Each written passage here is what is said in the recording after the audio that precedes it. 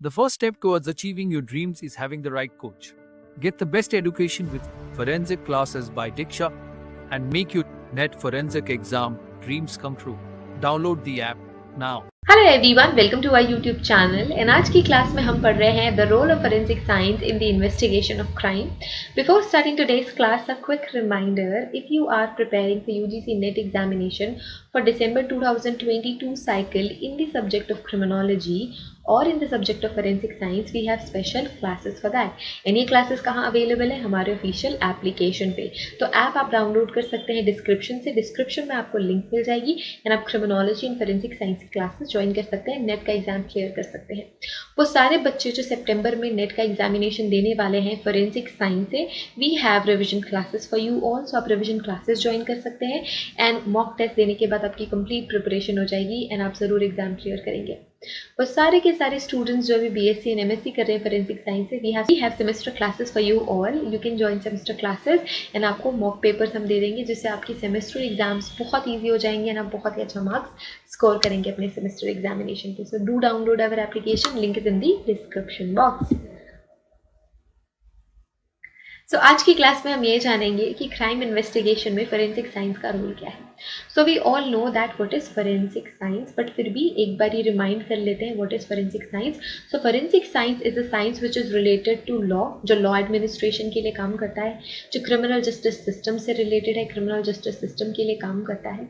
कोई भी साइंस है, सोशल साइंस, जब हम क्राइम सॉल्व करने के लिए यूज़ करते हैं, किसी क्रिमिनल को पकड़ने के लिए यूज़ करते हैं, जस्टिस के लिए यूज़ करते हैं, लॉ एडमिनिस्ट्रेशन के लिए यूज़ करते हैं, तो वो फोरेंसिक साइंस के अंदर आता है। अब हम क्राइम को कैसे डिफाइन करते हैं? हम क्राइम को डिफाइन करते हैं कोई भी ऐसी एक्टिविटी जो लॉ के अगेंस्ट है। उसका एक लॉ होता है, रूल्स होते हैं, रेगुलेशंस होते हैं, जैसे हमें क्या नहीं करना होता, ब्रेक नहीं करना होता, पर वो सारे लोग जो उस लॉ के अगेंस्ट काम करते हैं, सो उसे हम कहते हैं क्राइम। और अगर किसी ने क्राइम किया है तो उन्हें पनिशमेंट दी जाती है according to their type of act. तो डिफरेंट क्रिमिनल एक्ट की पनिशमेंट डिफरेंट है एंड ये इस्टेब्लिश करती है फोरेंसिक साइंस, क्योंकि ऐसे लोगों को पकड़ना और पनिश करना बहुत ही ज़्यादा ज़रूरी है सो दैट हम एक हेल्दी सोसाइटी बना सके। जो फोरेंसिक साइंस है वो सिविल डिस्प्यूट्स में भी हमारी मदद करता है और क्रिमिनल केसेस में भी हमारी मदद करता है। अब मैंने ऑलरेडी ये भी बताया हुआ है कि व्हाट इज सिविल डिस्प्यूट और what is criminal cases. Criminal cases कोई भी serious type of activity include करता है, serious type of criminal activity which is serious type of criminal activity which is against the law is criminal case. Civil dispute include करता है divorce के cases, जमीन जायदाद के cases which is less serious in nature. So civil cases में भी हमारी forensics मदद करता है and criminal cases में भी forensics हमारी मदद करता है। So ultimately forensics related है investigation से and criminal cases को resolve करने के लिए, है ना। फोरेंसिक्स हम क्यों यूज करते हैं? ताकि कोई भी क्रिमिनल केस सॉल्व हो जाए, इन्वेस्टिगेशन प्रॉपर वे में जाए, है ना। तो यहीं पे हम फोरेंसिक्स यूज करते हैं। So it is about forensic science. अब जो forensic science it is really very important in criminal prosecutions, specially उन सारे क्राइम्स में जिनका नेचर बहुत ही ज़्यादा सीरियस होता है, लाइक मर्डर्स, रेप्स, डकैती। इन सारे के सारे केसेस में forensics plays really very important role, है ना। अभी जो फोरेंसिक्स है वो कैसे हेल्प करता है क्रिमिनल इन्वेस्टिगेशन में? So we have 3 phases and 3 stages। ठीक है, कितने फेजेस है? 3 फेज है। पहला फेज क्या है?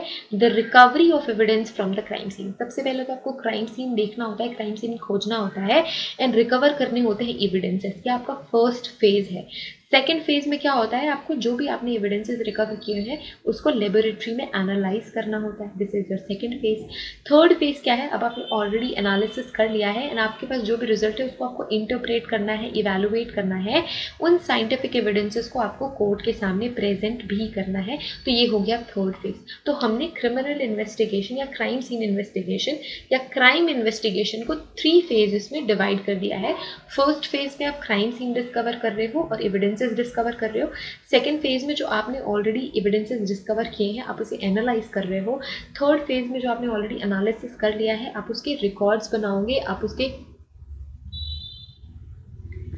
रिजल्ट्स को इवेलुएट करोगे एंड प्रेजेंट करोगे कोर्ट के सामने। सो ये 3 इंपॉर्टेंट फेजेस हैं विच is related with crime investigation. And यहाँ पे फोरेंसिक्स बहुत ही ज़्यादा इंपॉर्टेंट रोल प्ले करता है, क्योंकि जब आप एविडेंसेस कलेक्ट करोगे फोरेंसिक साइंस वहाँ पे इस्तेमाल होगी, जब एनालाइज करोगे सैम्पल्स को तो भी फोरेंसिक्स लगेगी, जब आप कोर्ट में प्रेजेंट कर रहे हो तो भी फोरेंसिकली जो आपने एनालिसिस किया है वो प्रेजेंट करोगे। सो यहाँ पे आप देख सकते हो कि फोरेंसिक साइंस का कितना इंपॉर्टेंट रोल है इस पूरे क्राइम इन्वेस्टिगेशन में। एंड इसी वजह से हम कहते हैं कि फोरेंसिक साइंस काम करता है लॉ एडमिनिस्ट्रेशन के लिए। लॉ एडमिनिस्ट्रेशन कैसे हो रही है? फॉर एग्जाम्पल किसी पर्सन का मर्डर हो गया, लेट्स से कोई पर्सन है ए, कोई पर्सन है ए जिसका let's say this is dead body, ये कोई क्राइम सीन है, यहाँ पे कोई गन है whatever, and यहाँ पे let's say alcohol है, and here we have cartridge cases and all that। तो ये crime scene है आपका, इस पर्सन का नाम क्या है? ए, ठीक है।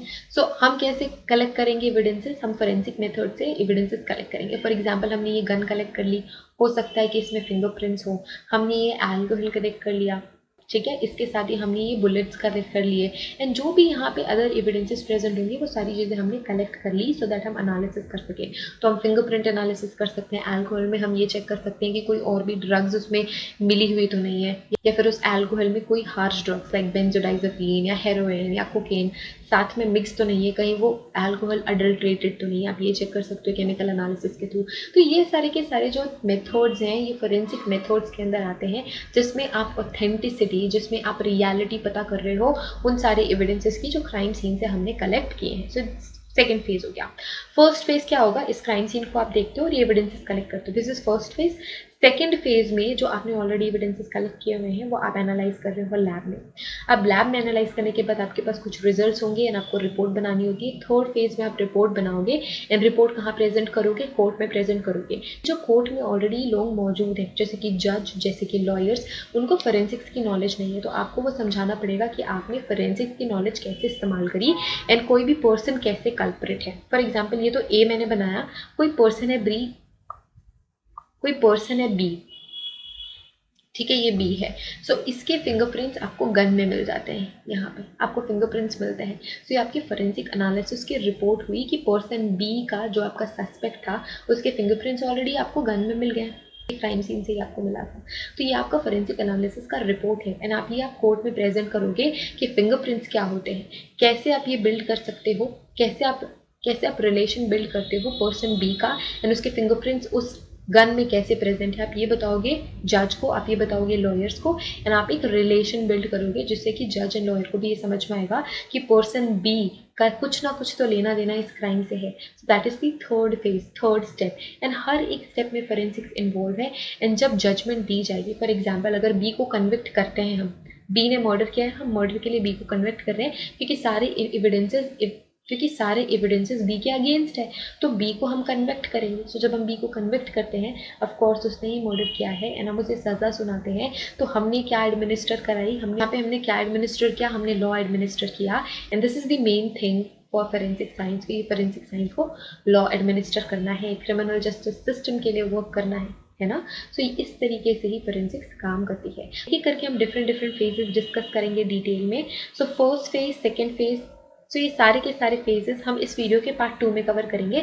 सो आज के वीडियो में हमने क्या क्लियर किया? हमने ये क्लियर किया कि फोरेंसिक साइंस का कितना इंपॉर्टेंट रोल है क्राइम इन्वेस्टिगेशन में, फोरेंसिक साइंस कैसे लॉ एडमिनिस्टर करता है, फोरेंसिक साइंस कैसे मदद करता है जस्टिस एडमिनिस्ट्रेशन में, ये हमने देख लिया। अंडरस्टैंड दीज 3 फेजेस जो कि हम कल की क्लास में पढ़ेंगे एक एक करके। फेज 1, फेज 2 एंड फेज 3 हमने ऑलरेडी ब्रीफ में देख लिया कि इन तीनों फेजेस में इंक्लूड क्या होता है। Okay, so thank you so much everyone for watching this video. Have a great day ahead, and if you want to join any of our classes, you can join these classes from our official application के link description में है।